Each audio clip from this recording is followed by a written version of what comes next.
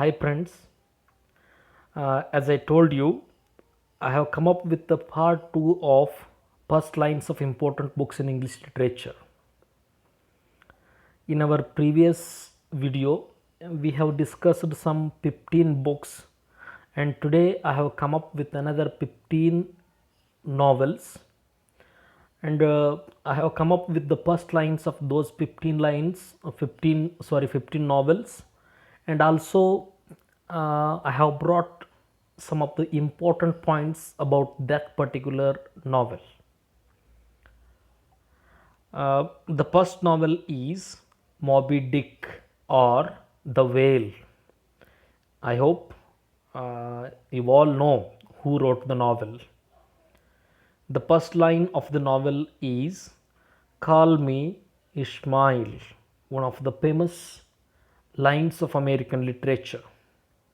The novel was written in the year 1851 by Herman Melville. Ismail is the narrator of the novel, and it is the story of a captain of a ship called Ahab. It is about the captain who is obsessed with depicting a whale that has already got his leg, and the story is told by Ismail, and Ismail goes on expressing his experiences on the ship Picard, and he says, I go to the sea whenever I feel down. Uh, the novel tells the story of Ahab and his quest for revenge on the whale. And one of the best known novelists of England, D.H. Lawrence, calls the novel as one of the strangest and most wonderful books in the world. And another American novelist, William Faulkner, said he wished he had written it himself. D.H. Lawrence, an English novelist, calls it one of the strangest and most wonderful books in the world. And another well known novelist, the Nobel laureate William Faulkner, says he wished he had written it himself. And a film was made on based on this novel, and it was Ray Bradbury who wrote the script for 1956 film adaptation of Moby Dick. And Ray Bradbury, in one of his interviews, recollects how he wrote the script for the film. He says, 8 long months of agonizing work. And he says, I woke up one morning and declared, I am Herman Melville. According to Bradbury, he then sat down at the typewriter and in 8 hours of passionate red hot writing, he finished the screenplay of Moby Dick. In previous net examination, there was a question on the adaptation of Moby Dick in film. The question was, who is the script writer of Moby Dick film? That's why you please remember it is Ray Bradbury, who is also a science fiction novelist. And the film was made in 1956. It was Ray Bradbury says that it took him 8 months to come to a point where he could write the script of Moby Dick. The next novel is Ulysses, one of the most controversial novels of modern times. The first line of the novel is, stately, plump Buck Mulligan came from the stairhead, bearing a bowl of leather on which a mirror and a razor lay crossed. The novel was published in 1922, written by James Joyce. The novel is divided into three parts and 18 episodes. Remember, uh, this is very important from the point of view of examination. Part 1 is called Telemachia, Part 2 is called Odyssey, and Part 3 of the novel is called Nostos. After the publication of this novel, James Joyce became a literary celebrity known for his groundbreaking stream of consciousness technique and sexually explicit content. Many critics praise the work as one of the finest novels ever written. Ulysses features three main characters. They are Leopold Bloom, Molly Bloom, and Stepan Didalos. Middle aged Leopold Bloom works as an advertising salesman and is Jewish. He is married to Molly Bloom. Stepan Didalos is a teacher and aspiring writer who was also the main character in a portrait of the artist as a young man. Joyce creates a series of parallels between Ulysses and Homer's Odyssey. Ulysses is the Latin version of the name Odysseus, who is the hero of Homer's epic poem Odyssey. There are similarities between the experiences of characters Odysseus and Leopold Bloom, Penelope and Mary Bloom, and Telemachus and Stepan Didalos.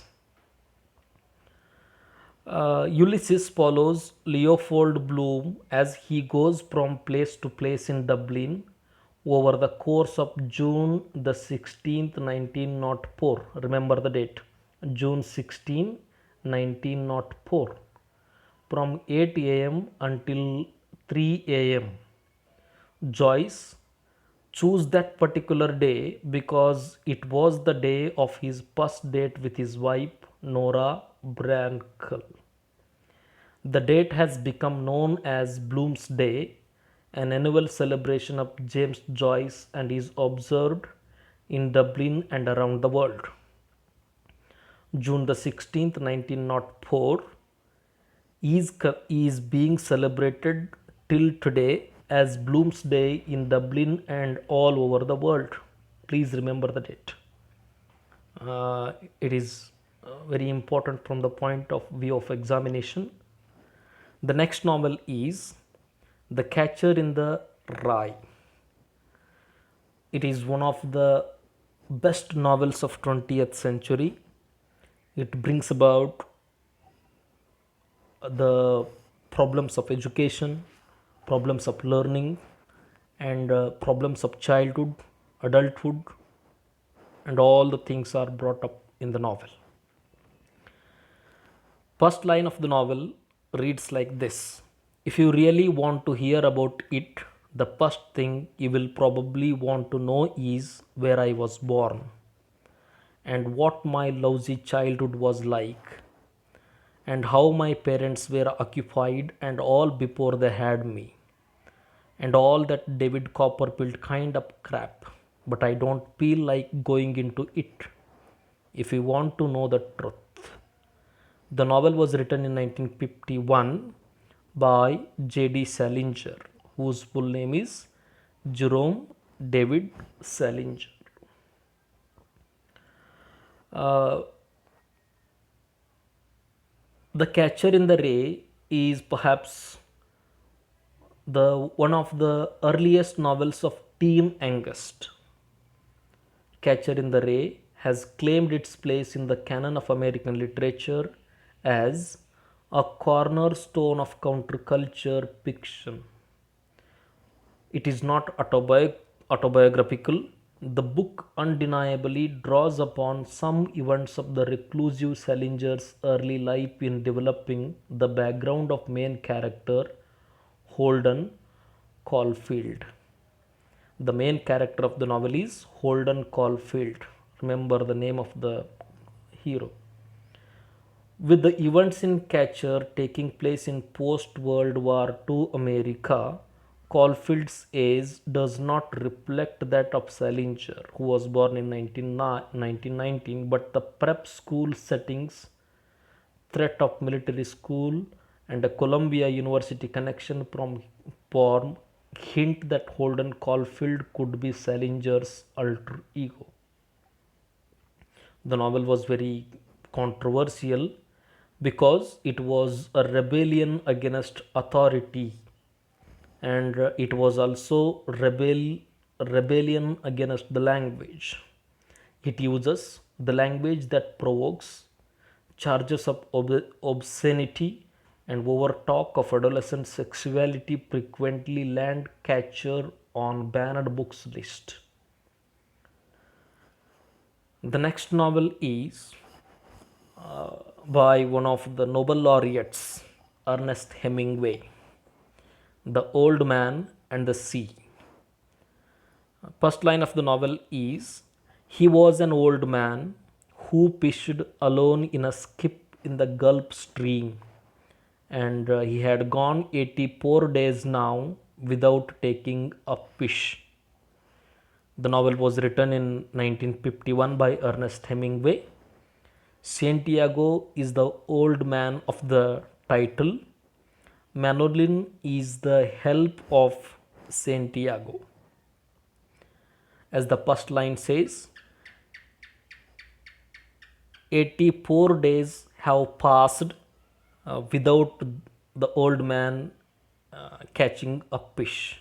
The novel concentrates on 85th day in the life of Santiago. Santiago is an old Cuban fisherman who returns from home from the sea empty-handed for 84 straight days. His luck has become so bad, his young apprentice is forced by his parents to leave to find a more successful boat. The boy, name of the boy is Manolin. However, Manolin continues to care for the old man upon his return every night. They especially enjoy discussing American baseball and the old man's favorite player and hero, Joe DiMaggio. Santiago is certain his luck will soon change and pledges to take his boat out even farther. The next day, Santiago takes his skiff into the Gulf Stream, sets his lines, and has his bait taken by a marlin. Santiago is unable to bring the fish onto his boat, and the marlin pulls the boat toward open water. For 2 days, Santiago holds his line deeply exhausted and hands wounded. Santiago still feels admiration toward the fish, calling him brother frequently. Santiago, the old man, the old fisherman, calls the shark as brother. Remember. On the third day, the marlin begins circling the boat instead of swimming straight away, and Santiago finally manages to stab the fish with his harpoon. He ties the marlin to the side of his skiff and begins the work of heading home. Sharks arrive, attracted by the scent of the marlin's blood. Santiago kills one but loses his harpoon in the process. When the old man is coming back home, a lot of sharks attack on Marlin. He tries to kill them, but he is not able. He straps his knife to his oar and kills 5 additional sharks this way. The sharks are relentless, and in their continued attack, they strip away most of the Marlin's flesh. Santiago feels defeated, even going so far as to tell the sharks they have spoiled his dreams. Upon reaching the shore early in the morning the next day, Santiago carries his mast, leaving the bones on the sand and collapsing into bed. All the fishermen of the area gather around the skeleton that afternoon and measure it, finding it to be about 18 feet long. Remember, the shark Merlin was 18 feet long. Tourists believe it to be a shark. The fishermen tell Manolin to tell Santiago how sorry they are.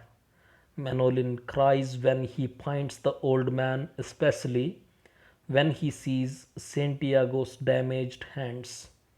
The boy brings his friend copy and the newspaper, and they pledge to go fishing together tomorrow. As Santiago drifts back to sleep, he dreams of lions on African beach. Remember this. At the end of the novel, the old man, Santiago, the old fisherman, dreams of lions on an African beach. There was a question on this. Please remember the point. The next novel is Catch 22 by Joseph Heller, one of the best known war novels of modern times. First line of the novel reads like this: It was love at first sight. The first time Yossarian saw the chaplain, he fell madly in love with him.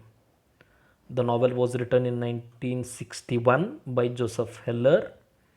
John Yossarian is the main character of the novel.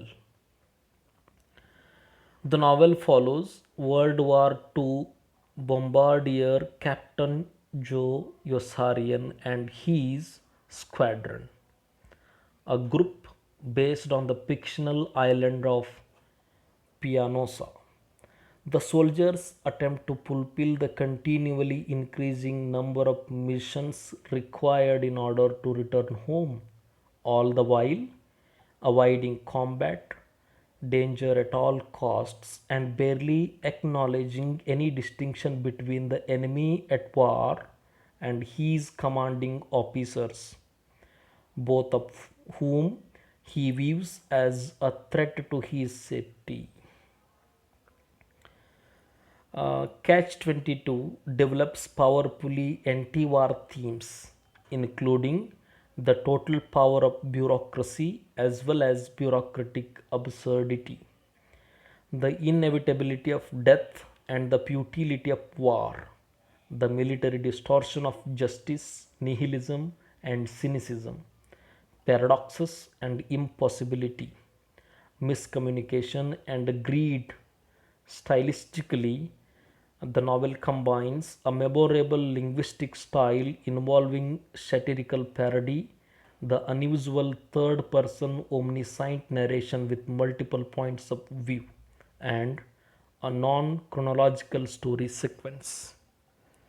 The next novel is 100 Years of Solitude by a Colombian novelist who is also a Nobel laureate.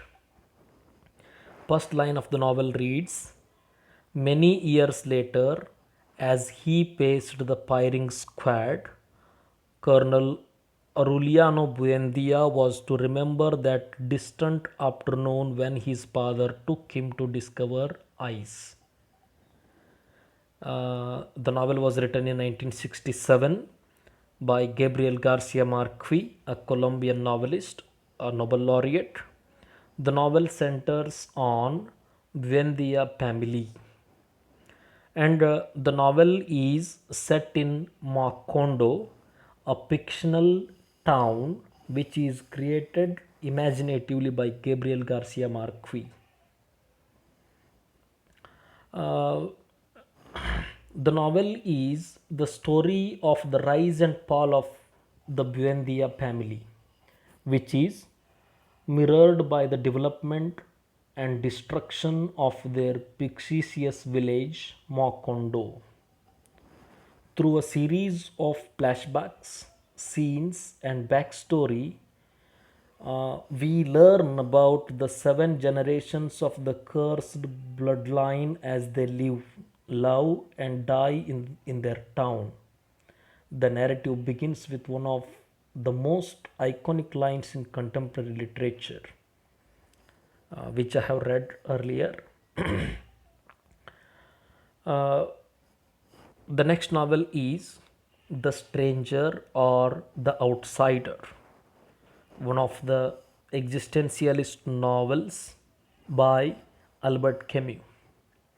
And the first line of this novel is debated till today because it was written in French, and when it was being translated into English, many people have translated it differently.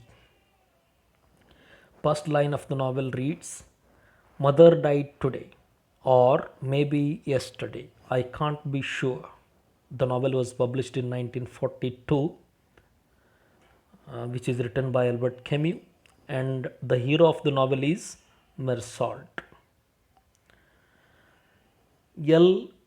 Stranger, the original French title of the novel, translate to The Stranger in American edition. In American edition, it is translated as The Stranger, and in British edition, it is translated as The Outsider. The title of the novel refers to Mersault, the protagonist, who is a stranger to the customs and views of traditional society, which makes him an outsider. Camus' classic novel, uh, the, the Stranger, follows Mersault, a French Algerian man who attends his mother's funeral and is later sentenced to death for murdering an Arab on the beach. Originally written in French, the novel has been translated into dozens of languages and is considered one of the preeminent classics of the 20th century. It is a novel of absurdism, nihilism, and existentialism. The next novel is Lolita, written by Vladimir Nabokov. First line of the novel reads, Lolita, light of my life, fire of my loins, my sin, my soul. Lolita, the tip of the tongue, taking a trip of 3 steps down the palate to tap at 3 on the teeth. Lolita. She was low, plain low in the morning, standing 4 feet 10 in one shock. She was Lola in slacks. She was Dolly at school. She was dolorous on the dotted line, but in my arms, she was always Lolita. The novel was written in 1955 by Vladimir Nabokov, uh, one of the best known novels and very interesting novel about sexuality of an old man. The novel is very controversial and shocking novel by Nabokov. It is a psychological and erotic thriller about a middle-aged man who has a troubling affair with a 12-year-old girl. The eponymous girl Lolita is 12 years old, and Humbert, the antagonist of the novel, is about middle-aged person. Dolores is the other name of Lolita. The novel is narrated by Humbert, who is writing his story while in prison awaiting his murder trial. Humbert is a middle aged European expatriate living in the United States. He is a hyper civilized European who exemplifies old world culture. He is highly intellectual and well educated, but he is also mentally unstable. The charming and debonair man is also depraved pedophile obsessed with young girls, who he refers to the nymphets. The novel begins with a foreword written by a fictional psychologist. Nabokov writes the foreword as a parody of a scientific or medical case history. John Ray Jr., PhD, explains that the novel was written by a man in prison known by the pseudonym Humbert Humbert. The next novel is Midnight's Children by Salman Rushdie. First line of the novel is, I was born in the city of Bombay once upon a time. No, that won't do. There is no getting away from the date. I was born in Dr. Narlikar's nursing home on August 15th, 1947. The time matters too. The novel is written by Salman Rushdie in the year 1981. The novel follows magical realism. It is a magical realism novel which revolves around India's independence. The novel is semi autobiographical, though the main character and Rushdie's stand in has magical powers. Midnight's Children was critically acclaimed and won many literary awards. The book won Booker Prize and the Special Booker of Booker's Prize, which commemorated the award's 25th anniversary. The protagonist of the novel, Salim Sinai, is born on August 15th, 1947, at the exact moment India gains its independence from Britain. 30 years later, Salim feels as if he is dying, so he decides to tell the story of his life to his lover, Padma. There is something about the title of the novel that the title refers to the 581 surviving children from an initial group of 1001 born in India at the stroke of midnight on August 15th, 1947, the moment India became independent of British rule. Now we will see what is magical realism.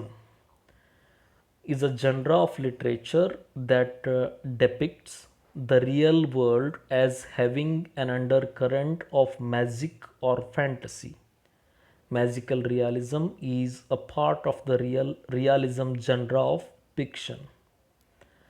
Within the work of a magical realism, the world is still grounded in the real world, but fantastical elements are considered normal in this world.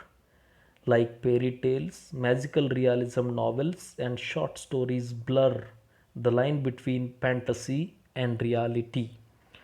The hero of the novel, Salim Sinai, and the other 1001 children born on August 15th, 1947, had a magical power, that is telepathic power.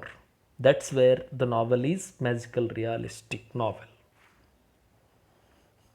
The next novel is The Bluest Eye by Toni Morrison, which was written in 1970. First line of the novel reads, quiet as it's kept. There were no marigolds in the fall of 1941.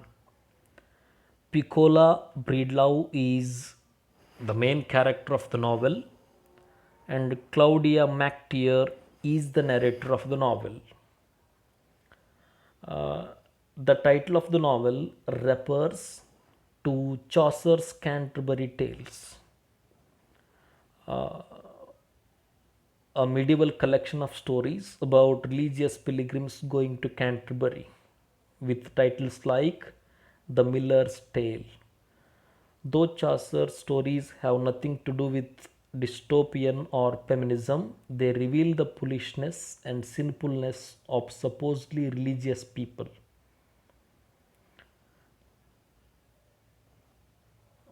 The, the title of the novel also refers to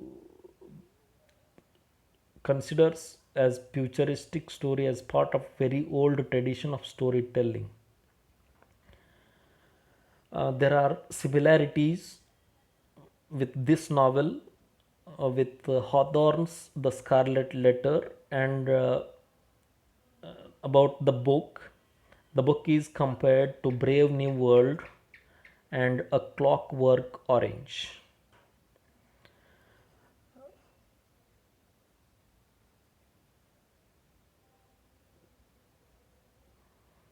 The Bluest Eye focuses on Piccola, young black girl living in Ohio in the late 1940s. Through Piccola, Morrison exposes the power and cruelty of white middle class American definition of beauty. For Piccola will be driven mad by her consuming obsession for white skin and blonde hair, and not just blue eyes but the bluest ones. A victim of popular white culture and its pervasive advertising, Piccola believes that people would value her more if she weren't black. If she were white, blonde, and very blue eyed, she would be loved. The next novel is The Handmaid's Tale. First line of the novel is We slept in what had once been the gymnasium, published in 1985 and written by Margaret Atwood. It is a dystopian novel, and the sequel to The Handmaid's Tale is The Testaments, which was published in 2019. Then, what do you mean by a dystopian novel? Dystopian novel refers or offers a vision of the future. Dystopias are societies in cataclysmic decline, with characters who battle environmental ruin, technological control, and government oppression. Dystopian novels can challenge readers to think differently about current social and political climates, and in some instances can even inspire action. The next novel is White Teeth by J.D. Smith, published in 2000. First line reads like this: Early in the morning, late in the century, Cricklewood Broadway at 0627 hours on January the 1st, 1975, Alfred Archibald Jones was dressed in corduroy and sat in a fume-filled Cavalier Musketeer estate, face down on the steering wheel, hoping judgment would not be too heavy upon him. The novel deals with Bangladeshi Iqbal and the Englishman Archie Jones. The novel is prefaced with the following quote: What is past is prologue. Inscription in Washington, D.C. Museum. This statement sets the thematic mood for the novel, in which three different families of mixed ethnicity struggle with issues of heritage and legacy. Some characters, as Samad, cling to the past obsessively, while others, such as Mazid, attempt to reject it.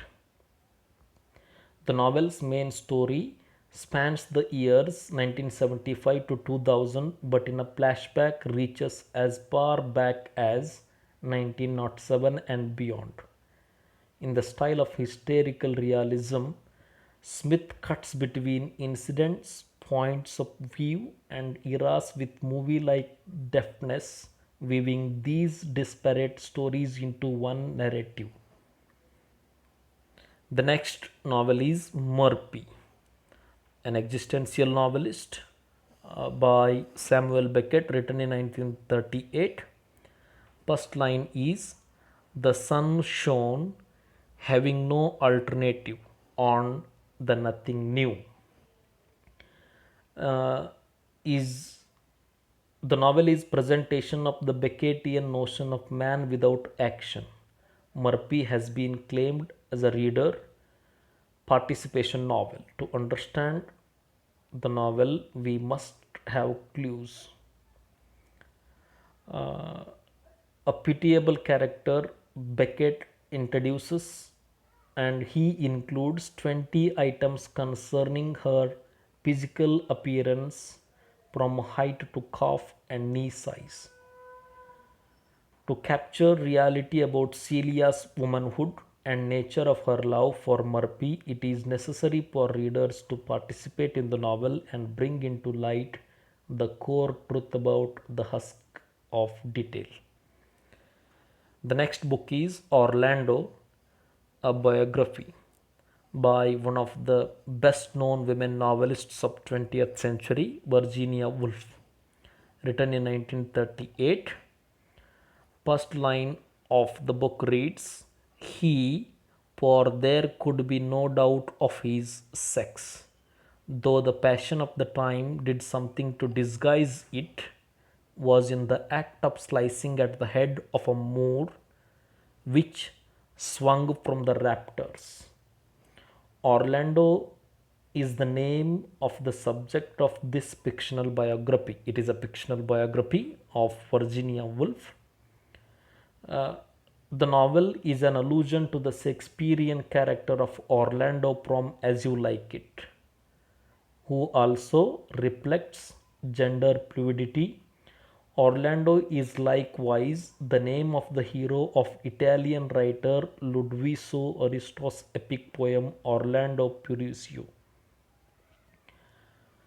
Orlando is presented as a biography of an English nobleman named Orlando. His story begins in 16th century England when, at age 16, he catches the eye of Queen Elizabeth I. He goes to live at the palace at 18 and becomes the Queen's favorite companion. Though their relationship is not presented as being sexual, the Queen dies of a broken heart after seeing Orlando kiss another woman. The novel is about Elizabeth, Queen Elizabeth I, and her lover Orlando, and she dies of heartbreak when she sees Orlando kissing another woman. Thank you very much. I will come up with another part of the first lines in my next video. Thank you very much.